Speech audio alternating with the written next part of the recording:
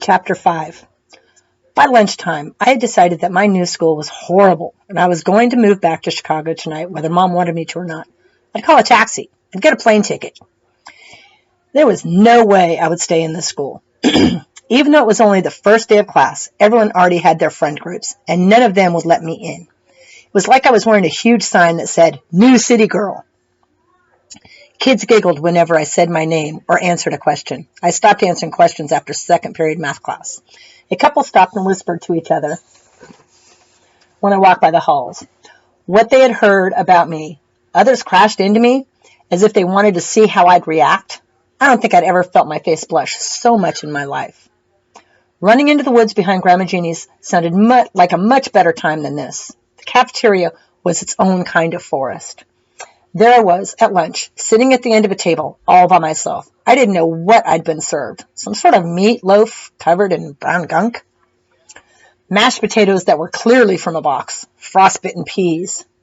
A brownie that was as hard as a rock and probably tasted like a rock, too. I didn't eat meat. It made me wish I was back at my old school. At least there we could get a salad bar. I imagined if I asked the lunch staff here for a salad, they'd give me a plate of grass. Tears formed in my eyes as I pushed the food around on my plate. I was hungry, and I was homesick, and I hated it here. Back home, I'd be eating lunch with my best friends. They were doing it right now. We'd laugh at our science teacher or talk about which kids we thought were cute. Then, we'd plan to hang out later, after school. I missed them, all of them. I couldn't even call or text because I couldn't get reception anywhere in this backward town. I hated this place. Can I sit here? A girl's voice asked above me. I didn't look up. It was probably someone just playing another joke, and I didn't want to be the punchline again. Excuse me?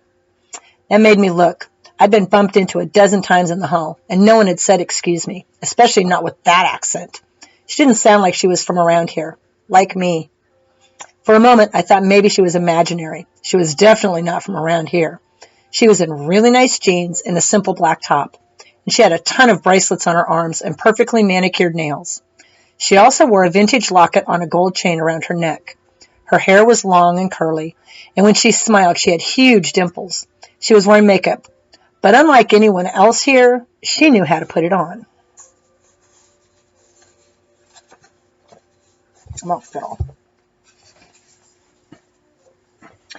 She looked familiar somehow. Maybe that was because she looked like someone I'd see in Chicago, not someone I'd see here.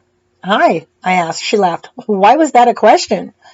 Because I don't know why you're talking to me. I looked around at the rest of the cafeteria. Everyone here pretends I don't exist, unless they're making fun of me. The girl looked around the lunchroom. Don't worry about them. They're simple.